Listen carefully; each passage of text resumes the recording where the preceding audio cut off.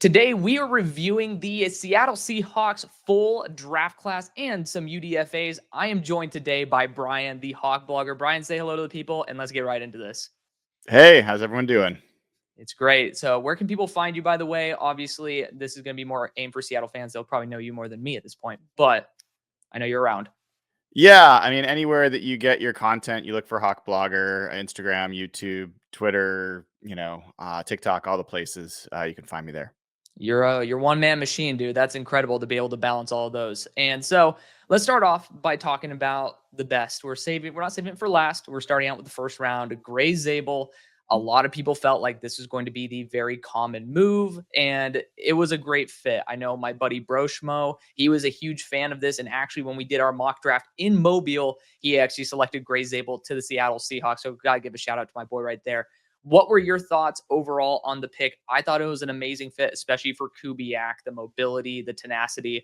But for you, were there any other guys that you were kind of hoping for in that range, or is that someone that you were just really locked in on? Today's video sponsor is Penalty Verdict, and a one-of-a-kind app that allows you to vote on penalties for both college and NFL games. Let's jump right into the app. First off, you get to pick your team. This is an app based on voting on penalty calls in real time for both college and NFL football games. So you get to choose your team, but that is going to be for the NFL. I do believe that there's going to be a college feature coming soon as well. Of course, this is designed for you to be able to engage with a community of football fans who desire fair play and accountability. Of course, if you log in every single day, you get more and more XP. I do love that feature 100%. But if you're looking at the screen right now, you get to see that there's a live upcoming final and future games. Clicking right now into San Francisco's game where they ended up playing the Jets, you get to see right here a perfect example of the penalty feed where you get to see a play from Tyrod Taylor, who ended up having a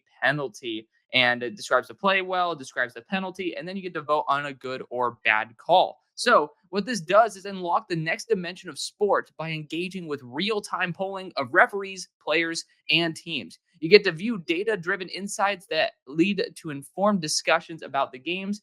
It is really awesome. Right here, you get to end up seeing a play-by-play result of the game as well. So it's nice to be able to have everything all in one. Ultimately, Penalty Verdict is in the development phase and would love to hear feedback from you as well and what features you would like to add. Maybe you could toss in one of your favorite college teams in there. But look at the link below and be able to join Penalty Verdict today and make your voice heard. No, I mean that was the guy. That was the guy that certainly you were looking for. Interestingly, I think some of the other names that were, I think at least in the conversation, ended up being Seattle picks later. So Nicky Manwari was definitely a guy that I think was under consideration at that point. I think Shamar Stewart was another player that could have been under consideration at that point if he was available. And honestly, I think it was pretty clear that John Schneider wanted to trade back, and that would have likely meant losing out on Gray Zabel and getting one of the other interior offensive linemen that they liked. But in the end, I think one of the stories of this draft, I think John Schneider, the NFL did John Schneider a favor by not giving him a trade that he would have liked and kind of forcing him to take his best player on the interior offensive line board. And that's something he just has not done in his, 15 prior drafts. So this is a big turn of events and definitely the right guy for the Seahawks. Yeah, obviously, perfectly agree with that. The thing about Gray that I love the most is the fact that I'm not a small school guy. I love players that break tendencies for me, and he was just somebody who I fell in love with. He was a top 10 player on my board. I'm not saying Mm. that's correct. I'm just saying that's the way it ended up being.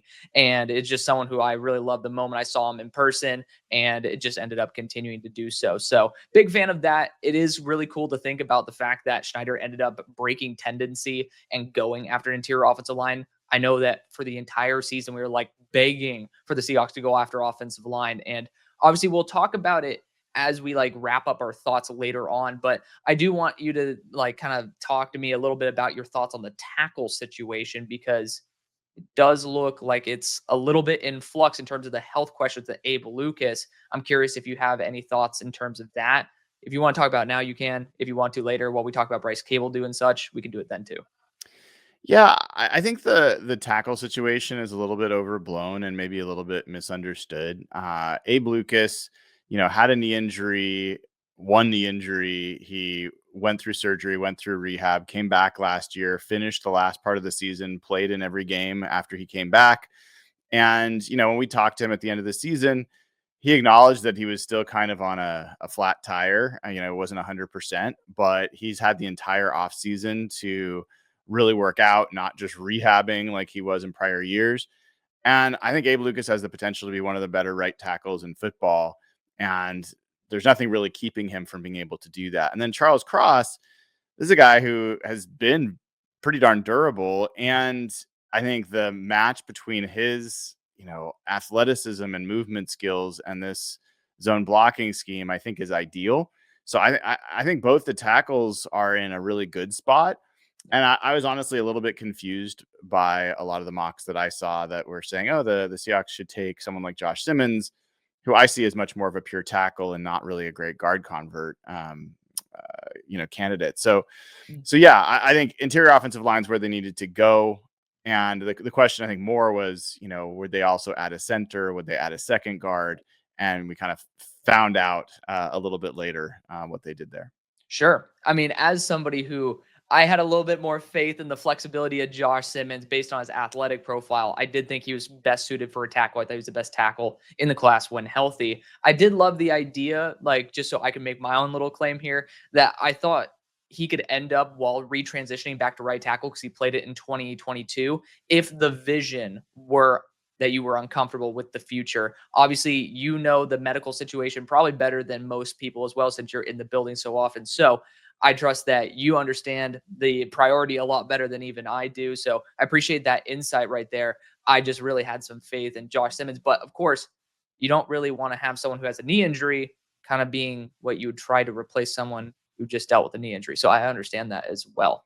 But let's talk about the next player, Nick Emani. I loved Nick Emani coming out. I had him classified as a demigod because it's very hard to have someone who is built the way he is, tested the way he is. And honestly, I thought that he played the coverage game far better than he got credit for.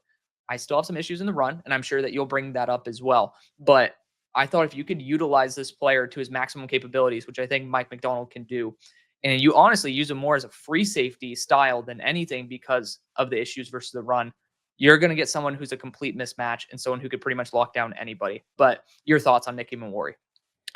Yeah, I mean, Nick Emani was a guy that, talking to him at the combine, watching him, predict what he was going to do and then go and do it at 220 pounds where, people were laughing at the idea that the day before that he'd break 4.4, and he did it. Not only that, jumping over 40 inches and 11 foot broad. I mean, it was literally the best measurement of and measurables of any safety ever. And that's saying a lot. So, he absolutely has the aura of someone who's going to be an alpha in the NFL. And I think John Schneider talked about how he's never seen a combine like that. And John Schneider's seen a lot of combines. And then you've got a guy like Mike Macdonald. And the thing all along was, independent of what I think, my evaluation the whole time was, if Mike Macdonald decides that he wants to spend a first round pick, or in this case, a high second round pick on Nick Emani, you should be really excited as a Seahawks fan, because if he sees it, then you probably have someone who has all pro potential there. And the interesting thing with the way the Seahawks are planning to use him out of the jump is they're really starting him out as a nickel corner. So he won't be a safety to begin with. He'll be a big nickel, and that'll allow Devin Witherspoon and Reek Woolen to play on the outside. So he's going to give them a lot of versatility in the secondary and is immediately the best athlete on that side of the ball. Reek Woolen might have some arguments there, but I think I'd still go with Emani. It's a good argument to have. I definitely like the cool thing is some of the favorite reps I ever had while watching Nick Emani were him actually in that nickel portion, especially versus Missouri. They actually had him one-on-one versus Luther Burden several times, which talk about cojones. If you're a defensive coordinator putting your safety on Luther Burden of all individuals. And I thought he did really good after the catch versus Luther Burden, which was Luther's best strength. So that's where I really fell in love with Emani, and I am so excited to see how he ends up panning out. I assume you're perfectly fine then with the 3rd round pick used to trade up to the Titans pick based on the fit. Yeah, I think we'll talk about this. Might as well talk about it now. Mm. I think you could make the case, if you're obviously a close follower of the draft, that the Seahawks' first 4 picks at some point during the draft process were considered first round picks. Yeah. And Emani is a first round talent. The fact that the NFL just doesn't value safeties, or that there were other positions that were pushed up, it pushes Malachi Starks down, and then it pushes Emani down. So I think if you'd said, can you trade a 3rd round pick to get a second first round player, I think every team would make that trade. And so, no, I don't think there's any issue with it. And I think this ends up being one of the true lottery aspects, the Powerball aspects of this draft for the Seahawks. Oh, yeah. Defensive back is always fun to see how the NFL will draft it. I do believe that since the NFL is such a copycat league, after we're going to see Emani as well as Stark succeed, I do think there might be an artificial boost to the safety position, especially with Caleb Downs coming in. But that's a conversation for next year. We're going to talk about Elijah Royo next. And just like you mentioned it, there were points where people were sneaking Elijah Royo into the first round after the Senior Bowl. Obviously, the knee had some questions, might have made people a little bit uncomfortable, especially round 1 when it comes to him, but a pure vertical threat. And he was dynamic and nobody could cover him in Mobile. So it was good to see that as well. And then in Miami's offense, some of the biggest plays that Cam Ward had were to Elijah Arroyo, which I'm so excited to see Sam Darnold, potentially Jaylen Milrod at some point, be able to use that as well. But I'm a fantasy owner of Elijah Arroyo. I'm curious what your thoughts were. Yeah, I mean, when I was at Mobile watching, I admittedly was focused more on the offensive line and the defensive line. That was obviously a big area of focus for the Seahawks as well. When I watched the tight ends running routes, one of the things that jumped out to me is I actually was impressed with Terrence Ferguson. I was watching for Arroyo, and then I watched Terrence Ferguson, and I was like, wow, he's a much better athlete. He's faster than I thought. And I exited Mobile, not down on Arroyo, but kind of more up on Ferguson than I had been before. But just watching rookie minicamp from this past weekend, and granted they're not in pads and they're just kind of running through stuff. He is just an incredibly graceful athlete. He is a natural catcher of the football, and the ball kind of goes into his hands, and it's quiet as a field mouse. Like, he's got soft hands. He can make catches outside his frame, and there's a real possibility that he's going to end up doing enough to have the Seahawks move off of Noah Fant and maybe make a move there prior to the season. And you could see a lot from Arroyo depending on how things shake out for the Seahawks. You got me excited as a dynasty owner.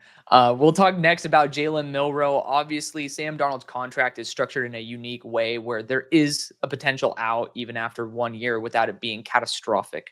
With Jaylen Milrod, I love the idea of either developing him for that 1 year if you see the jump, or allowing it to be a multi-year thing. Worst case scenario, you're having somebody who has an incredible physical skill set. And Clint Kubiak kind of had a quarterback that was a backup that had a really good skill set athletically. Taysom Hill, I don't think it's going to be a 1-to-1 by any stretch of the imagination, but maybe there's going to be some creativity that Kubiak will bring that maybe the previous regime didn't. Your thoughts on him?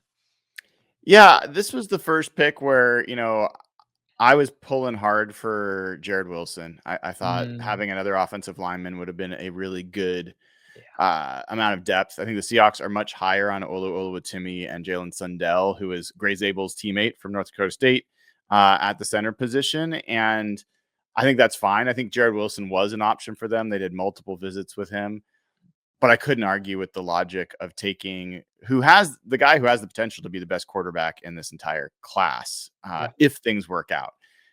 Anyone that watched him at the Senior Bowl knows it was really, really rough. And, I just talked to him this past weekend, and, he acknowledged that he had been working with Jordan Palmer and they were transitioning his, mechanics, and kind of maybe a questionable decision to go to Mobile and throw during that period of time, because it really didn't work out well for him. But Yeah, I think you're right. He has the potential to be a guy that is used in sub packages, red zones, third downs, but it's easier said than done. Taking out your starting quarterback, and they'll have to see. He'll have to earn those reps. We'll have to see how that happens. I Right. think that's the best case scenario because it really raises the floor for this pick. People say it's like a boom or bust. Mm. I think that Jalen Milrod's running ability makes this a much higher floor pick than I think a lot of people kind of talk about it as. Yeah, I mean, it's funny. I know my boy Marcus Whitman, that franchise guy, he was talking about this for the edge rushing position. A lot of us view athletic players as high ceiling, low floor. On the contrary, it gives them a kind of a safety net to have mistakes because they can make up for it. And with Jalen Milrow, the athleticism also opens up so many more opportunities that he wouldn't have had if he didn't. So I agree. It is a relatively safe move, and it's kind of hard to argue with the potential, especially under a Kubiak offense, to have a quarterback that has the skill set of that. And especially if you want to do quarterback power and such, Mhm. it would be awesome to be able to see him, Zach Charbonnet lining up in the backfield, seeing how that would go. But next, one of my favorite defensive interiors in the draft, Riley Mills. He ended up kind of being banged up, didn't end up finishing out the year. That sucks. But he's somebody that has consistently produced. He might be, I think he's sub 300. I know he played at sub 300, but I mean, talk about someone who could be able to penetrate gaps, really high IQ, and just a darn good guy to have in the rotation. But did you think that this was a good move for Riley Mills? Were you kind of clamoring for somebody else, or was this just kind of like a take it and leave it? Yeah, this was at the point in the draft where one was definitely still looking for additional folks on the line. In fact, we'll talk about one of the guys that I was calling for even by now that they ended up drafting later. Mm. The other thing that's a glaring hole for the Seahawks, from my perspective, Mike McDonald feels differently about it. And a strength of this draft was nose tackle. Yeah, And so I was really looking for them to, call out one of the nose tackles by the time you got to the fifth round. They ended up going through the whole draft. And Mike McDonald said those players didn't fall to them. So that was kind of more where I was going.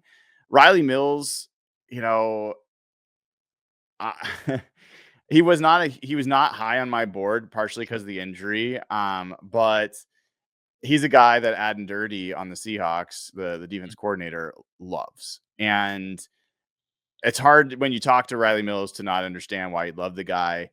I think his high end comp is like Zach Allen. That's kind of what I he like that. talks about for him. Some people talk about Zach Sealer, the Zachs, I guess. But he doesn't address a like clear and present need. But if he ends up being a player that can be as productive as Zach Allen, then it doesn't matter. That's a fantastic pick. Sure. Time will tell if that turns out to be the case. It's a fifth round pick as well. You're not necessarily saying that they have to start in order to actually play an important role. I do think That's at right. his frame, he can end up filling in case of injury or, I mean, just keeping guys fresh, which I like the high floor, the experience of Riley Mills. But I agree. I was more of a fan of him than 98% of people. Might know a couple others who were super fans of him, but I thought that was a solid move. But yes, I totally agree. Nose tackle was glaringly not looked at, but again, I'm also happy that, if Schneider said the value didn't add up, reaching doesn't usually end up working out too well. If you're not good enough to be able to play, probably not good enough to be able to be picked. So Yeah. I respect that strategy, even if it didn't yield what we kind of wanted. Next was some people talk about as the steal of the draft, Tory Horton. He ended up being quoted by me as someone where ankles fear him. He just he literally left people with eating air. It's like Barry Sanders. That's not saying that's a comp at all. Respect to Barry. Love him to death. Respect to Tory too. But I mean, pre-injuring his knee, it was just awe-inspiring seeing him just craft the defense to be able to do exactly what he wanted to them. And I thought he was by far the most dynamic weapon for Colorado State. So it's good to see him get the respect he deserves by still being picked in this range after having a season-ending injury. It is tough to be able to claw back that draft stock, and he ended up doing a good enough job. I think we all kind of agreed that, even if it was at pick 92, we might have been saying, "Oh, I really like the vision for this." Yeah, 100%. I think Tory Horton was definitely a day two talent of a player. And, a lot of folks were kind of misreporting that he had an ACL injury. It was not an ACL, it was an LCL and a hamstring.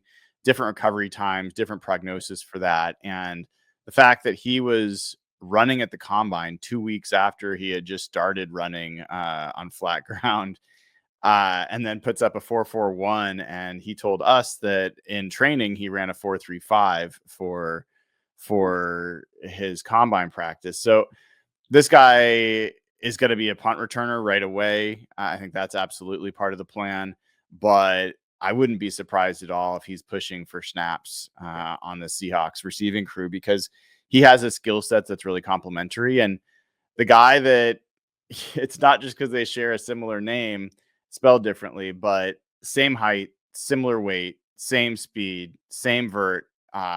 Tory Holt Mm. is a guy that has a similar style to him. Not saying he's going to be a Hall of Famer, but he said that there have been other people that have brought up that name, and he obviously would love to have a career like that. Yeah, that would be one hell of a career for him. But I mean, even returning punts, well, like I was just talking about after the catch, just absolutely dynamic when the ball's in his hands. Defenders are afraid. And I think they need to continue to do that when they end up seeing Robbie UTS just like running right into their face. I love this guy. Fullback out of Alabama. It was my least favorite pick because you guys had such a damn good draft. It's kind of hard to like nitpick. And I'm saying a 5th round pick is my least favorite. But feel free to give your thoughts on that. I did think it was a little early to be using someone as a fullback. I do think that, kind of utilize some guys for that role. But your thoughts on that? Yeah, I had the same reaction as far as draft value and using that pick. Certainly hard to defend that there Mhm. weren't other positions that were going to be harder to get an undrafted free agency. Right. But at the same time, fullback is pretty important to Clint Kubiak's offense. And the only guy that they have on the roster to do that right now, Brady Russell, is a converted tight end and was not necessarily a great fullback when he had chances last year. I think they see Robbie Oots as like their guy. And Yeah. so I can't really fault them for saying, okay, the third of our 5th round picks, we're going to give our offensive coordinator exactly who he wants, Yeah. because by the way, the offensive coordinator came to Seattle with the expectation to be coaching Geno Smith and DK Metcalf, and Oops. he wants a little bit of help if he's going to succeed. So I think that's probably how that happened. Fair enough. As a Steelers fan myself, DK Metcalf situation is certainly an intriguing one. We can maybe probably talk about that off camera. But next pick was something that I really loved, especially for the movement skills Bryce Cable do is a really fun pickup for y'all to add to that zone offense. But Bryce is somebody that I thought was going to be picked probably a little bit higher than this. I was expecting him right around that like 142 range where you took Mills, but he ended up sliding. Same thing with Logan Brown. We'll talk Hmm. about that. I kind of wish that y'all ended up spending your pick over of Mason Richmond as Logan Brown, but I will just say I love the movement skills. I think it's a great fit, and you're in the 6th round, so he does have some transitioning he needs to do. I think he has the expectations and the time to do it. Yeah, this was the guy that I was calling for from, they initially had the 137th pick in the 4th round before they traded back. I was talking to him from there on. I Yeah. think he's an ideal addition for them. He's going to be a guard in this for them, and that's where he started in rookie minicamp at right guard.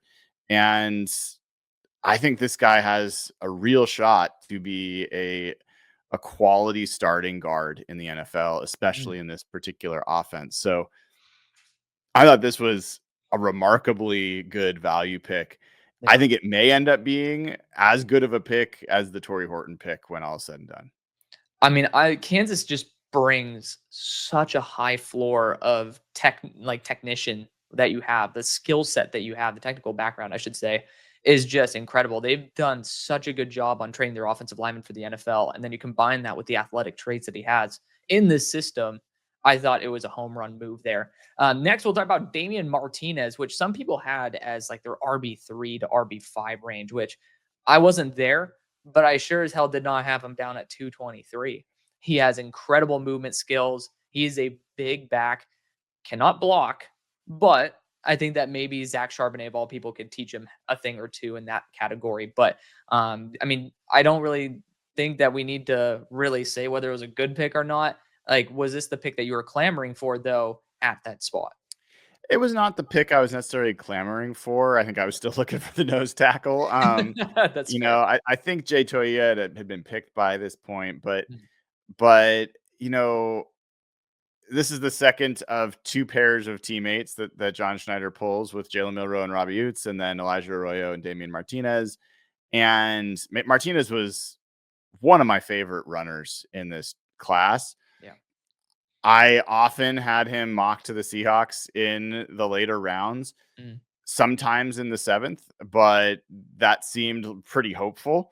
Yeah. So I think they've got a starting quality back in the seventh round. They've done it before with this style of back when they drafted Chris Carson in the seventh round many years ago. Ooh.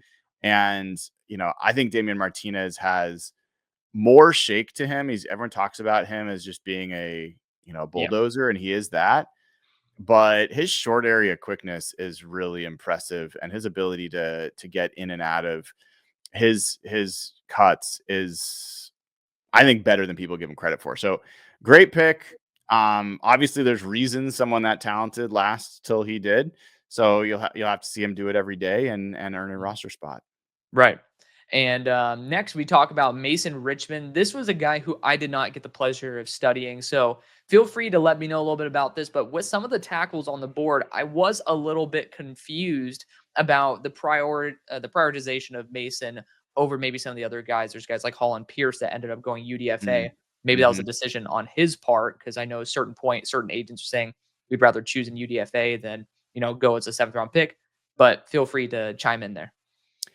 Yeah, it's interesting with Mason Richmond. I think this was somewhat new for the Seahawks, even, or recent for the Seahawks. They had talked about doing a late Zoom call with Mason Richmond, and had asked somebody to do some extra work on him. And this is a guy that started a lot of games for Iowa, and Iowa is known for churning out run blockers in general. He's a guy that some people thought would be converted to a guard. The Seahawks are using him at right tackle to begin with. We'll see where he ends up. But I'll say this, the trio of Zabel, Cable, and Richmond looked like fast friends and vets right Mm. away as they got on the field. John Benton, who's their new offensive line coach, been doing it for many, many years, and you could see him kind of beaming over his new pupils. So That's I think great. they got three players that this new offensive line coach hand selected. I think Mm. that bodes well for each of those players. No, that's awesome. I mean, again, you got to see this with your own eyes as well, being able to see Mason Richmond in action. And then, I mean, I guess it gives even more credence to me kind of wishing that they did go after Logan Brown to pair him up with Bryce Cable, to the former right tackle of Kansas as well. But I mean, if it works, who cares? It works. So, Well, and they had met with Logan Brown. They had done their yep, homework there, so they clearly, they uh, valued you know, Mason more. they value him differently. Yeah. Personally, like, I was not as high on Logan Brown. I felt Mm. like I I saw pass protection issues and some Sure. out of sync balance stuff with Yep. him, hands and feet. Mm. But again, there was one guy just to like I was Ariante Ursary was a guy that I just Mm. did not want to see drafted by the Seahawks when he was Okay. drafted by someone else. Yeah. That was I think a a sigh of relief for folks who've been watching really bad offensive line play for the Seahawks for many years. Yeah, Ursary has the developmental curve to him. Yeah. So, and we'll Reminds me too see. much of Jermaine Ifedi, and Seahawks fans did Ooh. not want to see another Jermaine Ifedi.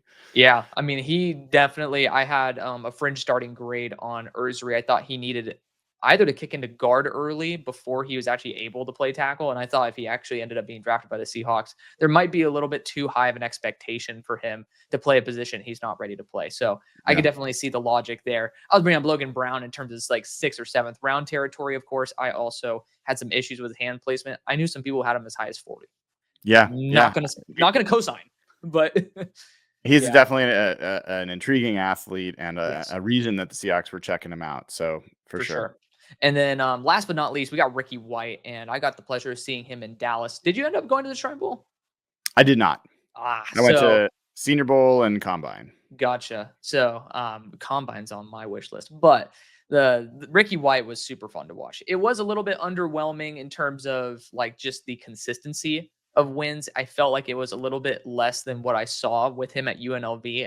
And based on how he tested, it almost looked like he wasn't 100%.